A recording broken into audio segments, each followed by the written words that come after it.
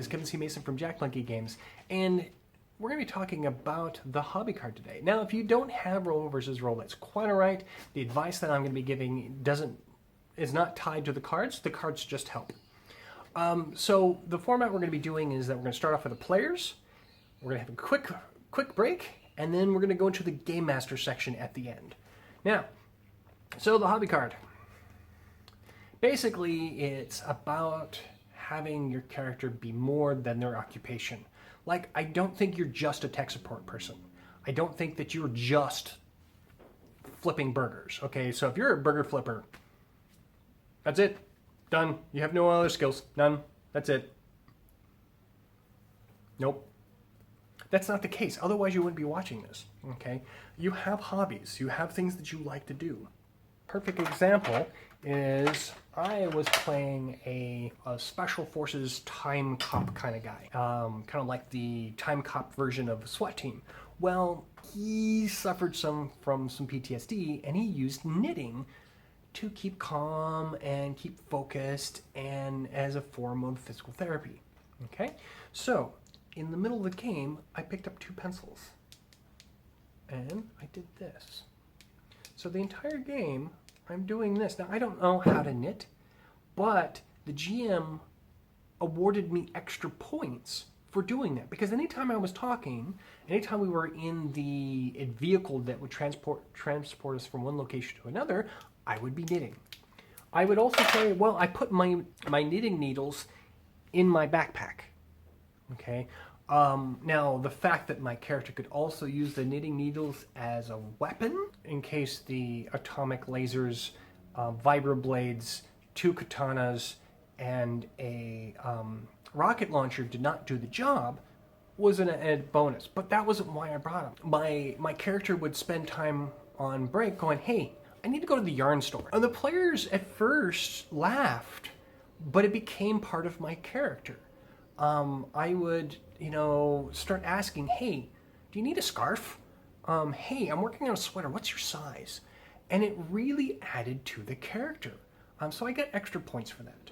Now, what you need to do is think of what are ways that you can flesh out your character. Because that's what the whole point is to flesh out your character so they're not just a guy who flips burgers, or a guy who swings a sword, or a guy who casts a spell.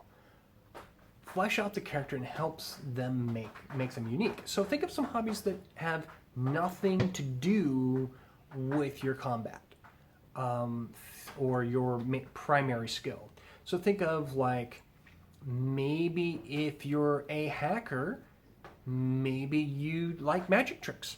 Maybe you love Kurosawa films, and so you collect Kurosawa memorabilia. Maybe vampire, and you've taken up vegan cooking, or maybe it's wine tasting. The idea is to find something that your character has interest in. It's like GM candy. They love this stuff, and you might get some extra points, you might not. But either way, you're going to have your character's going to be more fleshed out.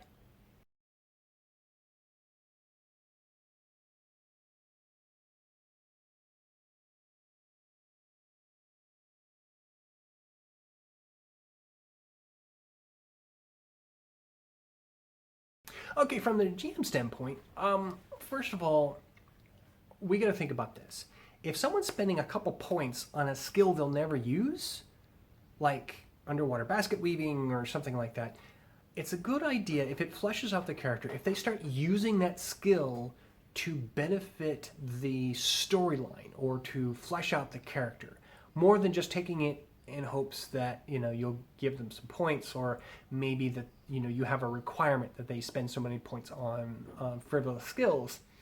If they start using that to flesh out their character, you should compensate them for those points. In fact, if they really do a good job, you should probably give them some extra points.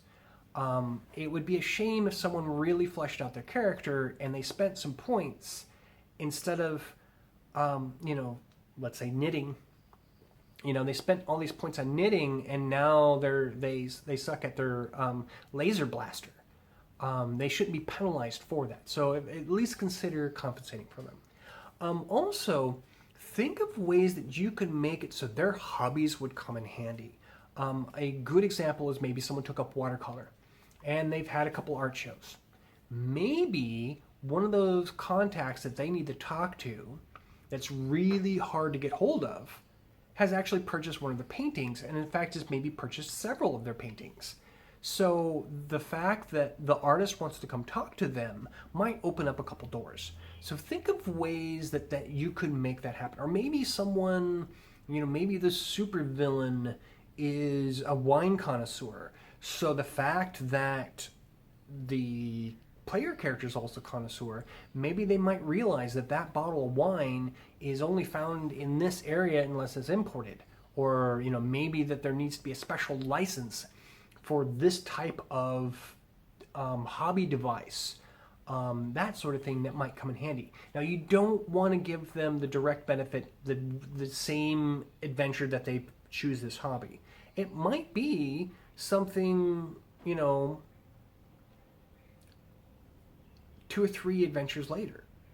But if you can pull those hobbies into the adventure where it becomes if you can pull those hobbies in to where the players can benefit from it, they're more than likely to use hobbies and fleshing out their character as a constant.